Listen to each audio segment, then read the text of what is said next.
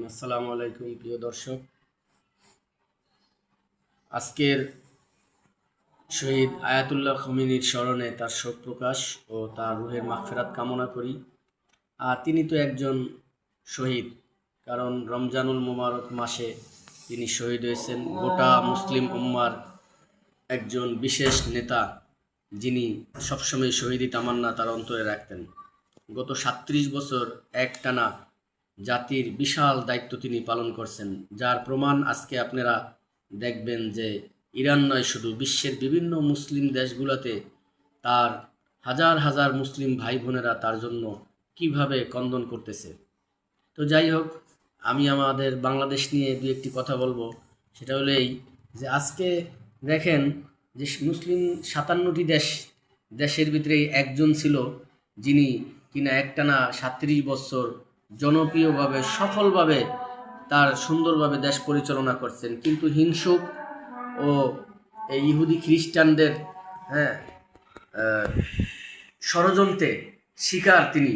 অথচ তিনি ন্যায় ইনসাফের ভিত্তিতেই তার রাষ্ট্র চালাইছেন, তার ভূখণ্ড চালাইতেছেন। ওইখানে আইসা তারা সেই হরমুজ প্রণালী ও আরও তেল ও বিভিন্ন কিছু দখল করার জন্য, ওই দেশে বিভিন্ন ধরনের তন্ত্রমন্ত্র ঢুকানোর জন্য আজকে আমেরিকা এই ধরনের ষড়যন্ত্র করছে। যাই হোক, সর্বশেষ কথা হলো মুসলিমদের কোনো পরাজয় নাই, কারণ মুসলিমরা বিজয়ের জাতি।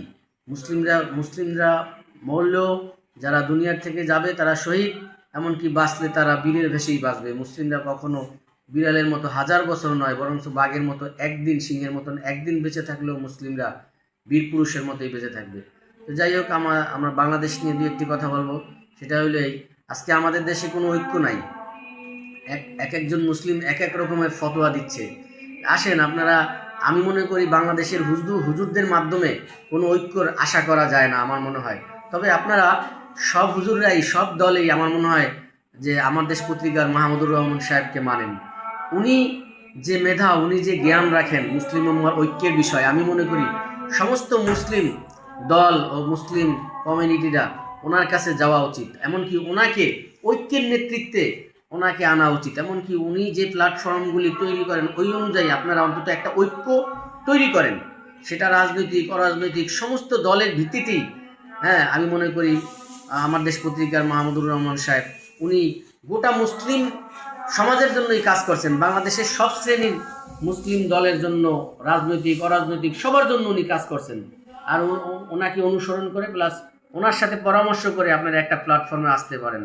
যার যার মানহাজ, যার যার আকীদা সেটা থাক, কিন্তু আমরা একটা ঐক্যে আসতে পারি।